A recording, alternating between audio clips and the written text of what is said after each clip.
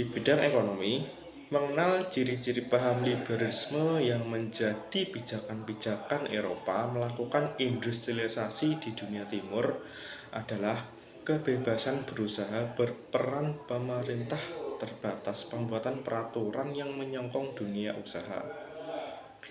C. Swasta sebagai negara lokomotif ekonomi. D.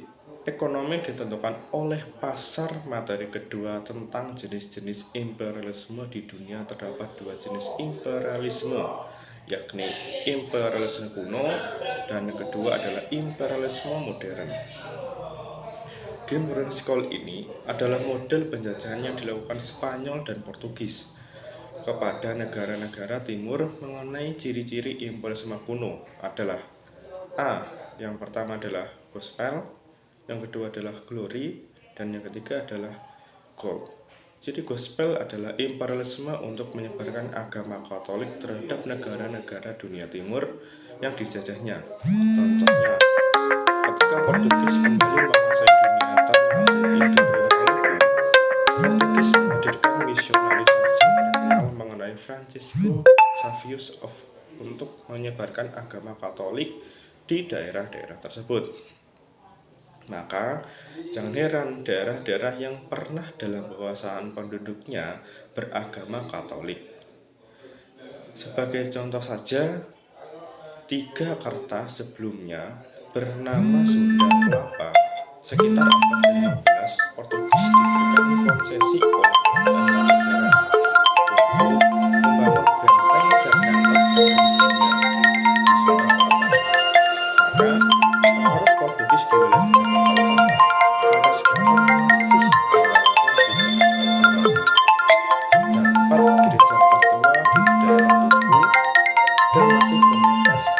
dan masih terdapat komunitas dan keturunan bangsa Portugis. Yang kedua, ciri glory, artinya kejayaan dan kaitannya kejayaan dengan imperialisme kuno adalah kejayaan suatu negara di Eropa. Hal bergantung pada seberapa banyak negara tersebut memiliki daerah jajahannya. Untuk mengenai unsur kejayaan ini menjadi pemicu negara di Eropa melakukan penjajahan atas bangsa-bangsa di luar Eropa. Yang ketiga, ciri gold dalam imperialisme kuno adalah negara-negara Eropa untuk mendapatkan logam mulia di negara-negara jajahannya. Negara-negara Eropa tersebut berupaya mendapatkan logam mulia dari negara-negara jajahannya karena kondisi di negaranya bergantung pada kepemilikan logam mulia yang sangat banyak. Dalam perkembangannya, kepemilikan tentang logam mulia hal mengalami transformasi, artinya yang diburu oleh negara-negara imperialisme kuno tidak lagi dalam pengertian logam mulia emas, tetapi bergeser kepada barang-barang dagang apapun yang memiliki nilai jual yang sangat tinggi. Kerap kali diibaratkan dengan emas. Tidak heran nantinya bangsa Portugis dan Spanyol memburu rempah-rempah yang memiliki nilai ekonomi seperti logam mulia.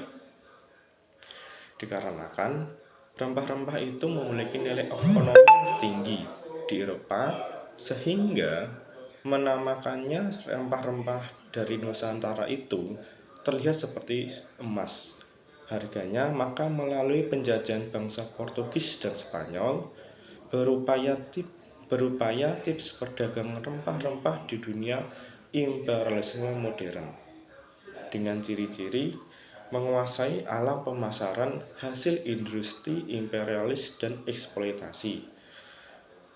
Dan eksploitasi ini atas sumber daya manusia. Pelopor imperialisme modern adalah negara Inggris.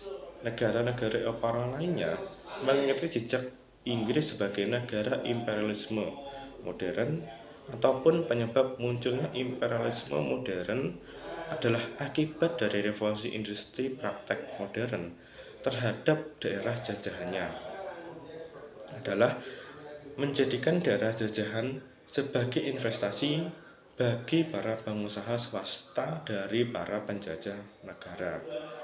Jadi para penjajah negara jajahan.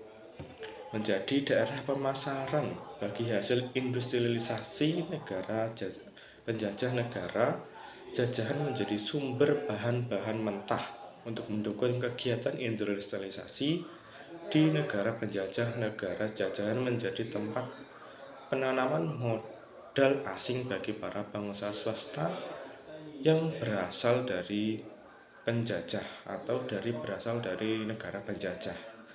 Sebagai contohnya, tentang praktek imperialisme modern di Indonesia adalah pemerintahan Hindia Belanda menerapkan imperialisme modern melalui kebijakan politik yang disebut dengan politik pintu terbuka. Politik pintu terbuka menjadikan Indonesia sebagai tempat terbuka untuk investasi asing. Maka peran Hindia Belanda menyediakan aturan-aturan untuk terjaminnya investasi di Indonesia. Pelaku ekonominya dalam politik pintu terbuka adalah para investor asing dari mancanegara. Investor asing di Indonesia terbagi dalam dua kelompok. Pertama, investasi di bidang perkebunan, dan yang kedua, investasi di bidang pertambangan politik. Pintu terbuka di Indonesia berlangsung dalam tahun 1870 sampai tahun 1900 Masehi. Secara keseluruhan menguntungkan pihak investor dan pemerintah Hindia Belanda akibat menerapkan kebijakan pintu terbuka.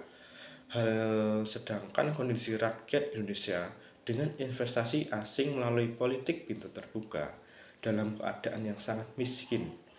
Setelah menyimak materi pertemuan pembelajaran ini dengan judul Kedatangan Bangsa ke Dunia Timur, maka diharapkan untuk teman-teman semua bisa memahami mengapa alasan bangsa-bangsa Eropa menjadi atau pergi ke dunia timur. Terima kasih. Wassalamualaikum warahmatullahi wabarakatuh.